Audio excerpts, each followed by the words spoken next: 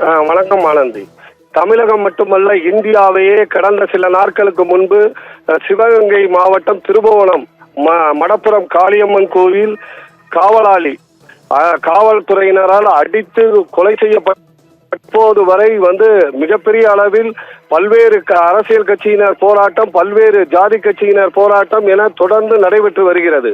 அதேபோல் அதற்கு முக்கிய அஜித்குமார் மீது புகார் அளித்த முக்கிய நபரான நிகிதா, இவர் திருமங்கலத்தை சேர்ந்தவர், பேராசிரியர் என்று கூறப்பட்ட நிலையில் நிகிதா காவல்துறையினர் தேடப்பட்டு வருகிறார், இவர் கோயம்புத்தூர் செல்கிறார் என பல்வேறு குற்றச்சாட்டுகள், அதேபோது இவர் மீது பல்வேறு முறைகேடுகள் என தொடர்ந்து வந்த வண்ணம் உள்ளது.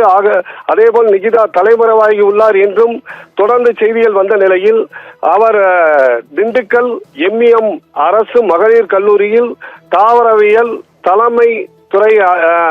தலைமைத்துறை பேராசிரியராக பணி செய்து வருகிறார். இவர் கடந்த சில நாட்களாக கல்லூரிக்கு வராமல் இருந்த நிலையில் இன்று காலை கல்லூரிக்கு வந்துள்ளார். மேலும் அவர் அங்கு கல்லூரியில் தற்போது பணிக்கு சேர்ந்து தொடர்ந்து பணி செய்து வருவதாகவும் இன்று கல்லூரி முதல்வரால் கூறப்படுகிறது. இன்று பல இடங்களில் தேடப்படும் குற்றவாளியாக நிகிதா தொடர்ந்து செய்திகள் வந்த வண்ணம் உள்ள நிலையில் நிகிதா இன்று கல்லூரிக்கு தற்போது கல்லூரி மாணவ மாணவிகளுக்கு வகுப்பும் எடுக்க போகிறார் என்று ஒரு செய்தியானது வந்துள்ளது. அதேபோல் அவர் கல்லூரிக்கு காலையிலேயே கல்லூரிக்கு முதல்வரிடம் பணியில் சேர்ந்து விட்டதாக கூறி விடுமுறைக்கும்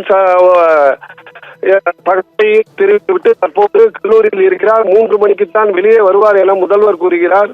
தொடர்ந்து காவல்துறையால் தேடப்பட்டு வருபவர், அதேபோல் அஜித்குமார் கொலை வழக்கில் முக்கிய புகார்தாரரான நிகிதா எப்படி கல்லூரிக்கு வந்தால், அதேபோல் மாணவ மாணவிகளின் கல்லூரி மாணவ மாணவிகளுக்கு இவர் வகுப்பு எடுக்கப் போகிறார் என்று கூறப்படுகிறது. மாணவ மாணவிகள் இவரிடம் எப்படி படிப்பார்கள், அச்சத்திலேயே இருப்பார்களா என்பதும் கேள்விக்குறியாகி உள்ளது.